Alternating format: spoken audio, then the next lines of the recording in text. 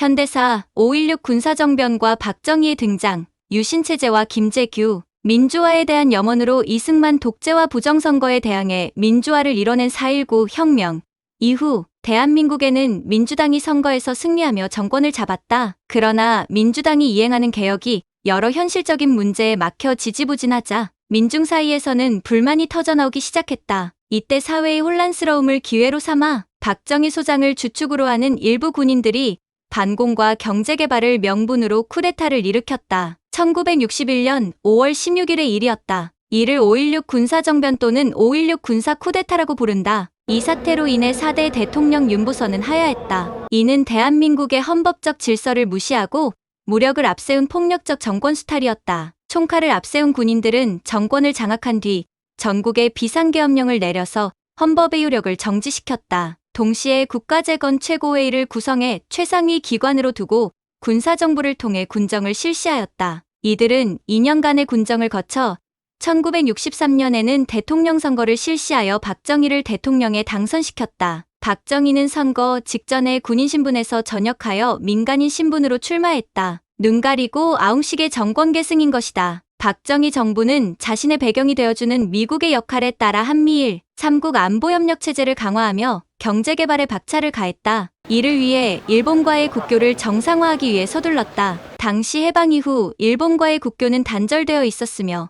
일본의 차관을 들여오기 위해 국교 정상화를 서둘렀다. 결국 유무상의 원조를 합해 5억 달러를 받는데 합의하고 일본과 다시 국교를 수립하였다. 이와 같은 대일 굴욕적 외교의 학생과 시민은 굴욕적인 한일협상이라고 울부짖으며 맹렬히 반대 시위를 펼쳤다. 1963년 6월 3일에는 서울 시내에서 학생들의 대규모 시위가 벌어져 정권의 퇴진을 요구하였다. 이에 박정희 정부는 강경 대응으로 비상계엄을 내리고 휴교령과 위수령을 내려 시위대를 해산시켰다. 군대와 경찰의 폭력을 동원한 진압 끝에 민중에게서 터져나오는 반대 의견을 탄압하고 한일협정을 비준하였다. 이어서 군사정부는 미국의 요청을 받아들여 베트남으로 한국군을 파병하였다. 이를 월남전 파병이라고 부른다. 당시 미국은 베트남에서 진행되는 전쟁에 자국의 모든 인적, 물적 자원을 쏟아붓고 있었다. 명분도 없는 소모전에 미국은 지쳐가고 있었고 한나라라도 제대로 싸울 수 있는 동맹군이 필요했기에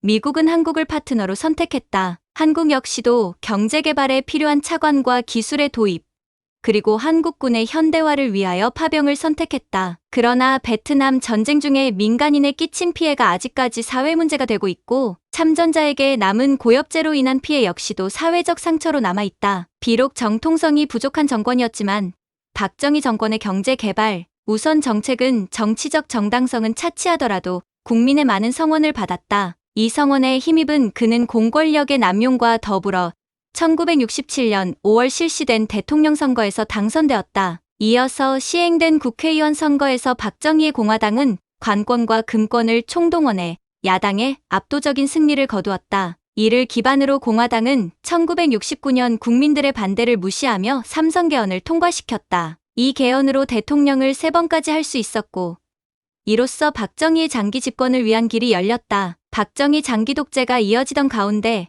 1971년 4월 실시된 대통령 선거에서 박정희는 다시 당선되었으나 야당인 신민당의 김대중에게 고전을 면치 못했다. 민주주의에 대한 국민의 열망을 반영한 결과였다. 국회의원 선거에서도 신민당은 선전하여 도시지역에서는 여당인 공화당보다 우세한 당선 결과를 냈다. 위기를 느낀 박정희 정부는 다음 선거에서는 패배가 예상되자 1971년 12월 국가비상사태를 선포하고 대통령에게 초법적 비상대권을 부여했다. 뒤이어 1972년 10월에는 전국에 비상계엄령을 내린 가운데 10월 유신을 선포했다. 이는 통일을 볼모로 잡은 정권 현장에 지나지 않았다. 공화당과 박정희가 개정한 헌법은 임기 7년의 대통령을 통일주체국민회의에서 간접선거로 선출하고 중임제한 규정을 없애면서 사실상 영구 집권을 가능케 하였다. 대통령은 국회의원의 3분의 1을 임명하고 국회를 해산할 수 있도록 하면서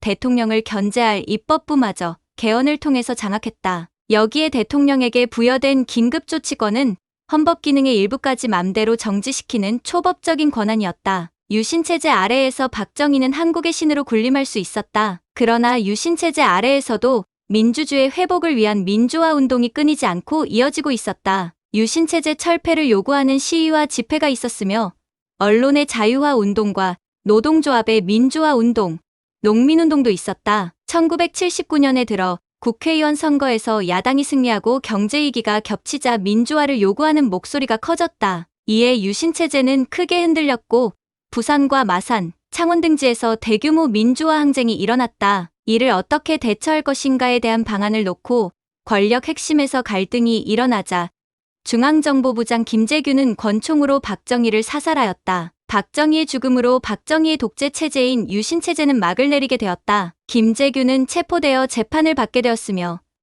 부망쟁을 진압하도록 명령을 내린 박정희를 따를 수 없어 이육사태가 일어났다고 진술하였다.